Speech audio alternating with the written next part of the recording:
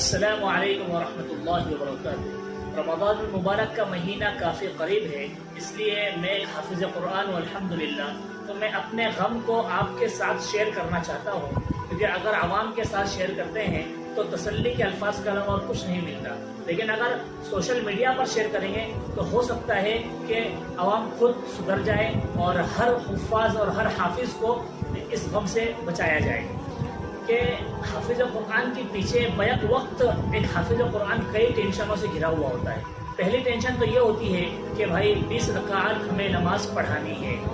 سب سے پہلی ٹینشن تو یہ ہوتی ہے کہ بھائی مصلی سنبھالنا ہے، کہ مصلی کا اپنا پریشر ہوتا ہے، اس کے علاوہ 20 رکعات پڑھانی ہے، کہیں ایسا نہ ہو جائے کہ رکعاتوں کی تعداد میں کمی ہو جائے، یعنی 18 رکعت پڑھا دے یا 22 رکعت پڑھا دے، اور کہیں ایسا نہ ہو جائے کہ جو میں نے سوا پارہ یاد کیا ہے تو سوا پارہ پڑھتے پڑھتے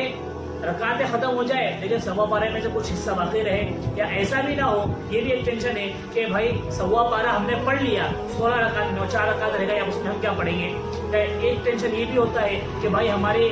قرآنی آیات سے مشابہت لگنے کی وجہ سے غلطیاں نہ پیدا ہو جائے۔ اس کے علاوہ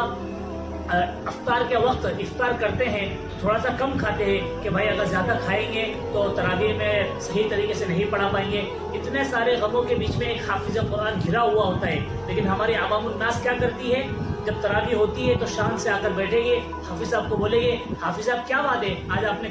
2-4 غلطیاں کر دی، حافظ صاحب کیا بات ہے آج تو آپ نے بڑے اسپیڈ سے پڑھایا، اور اگر حافظ صاحب اسپیڈ کم کرتے ہیں تو دوسرے دن آ کر کہتے ہیں کہ حافظ صاحب آج کیا ہو گیا، آج تو بڑے آہستہ پڑھ رہے ہیں۔ اللہ کے بندو سمجھو اس بات کو، یہ میں اپنے اکیلے کی بات نہیں کر رہا ہوں، یہ بات سے ہم گزرتے ہیں اور ہر حافظ کو اس بات سے گزرنا پڑتا ہے۔ ہم ہر ایک کے دل کے درد کو سمجھتے ہیں، آپ بھی ہمارے دل درد کو سمجھیے اور ایسی غلطی نہ کیجیے کہ کسی حافظ قرآن کو تراویح پڑھانے میں دخل پیدا ہو اور تراویح پڑھانے کا ٹینشن اور بڑھ جائے، بلکہ ان کے ٹینشن کو کم کرنے کی فکر کیجیے۔ امید ہے اس